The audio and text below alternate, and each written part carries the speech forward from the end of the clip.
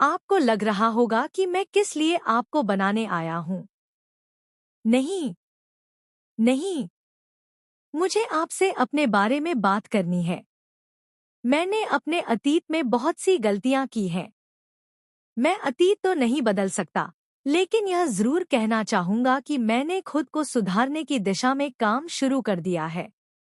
अब मेरे ऊपर नौकरी के साथ साथ बच्चे की भी जिम्मेदारी होगी। इस मुश्किल सफर में मुझे किसी के मार्गदर्शन की जरूरत होगी।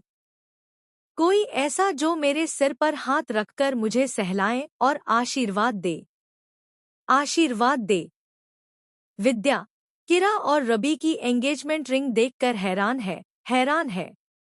स्टार प्लस के सीरियल ये रिश्ता क्या कहलाता है में हम देखेंगे कि क्रिश एक आदमी को हायर करके रिंग ज्वेलर के पास बेच देता है।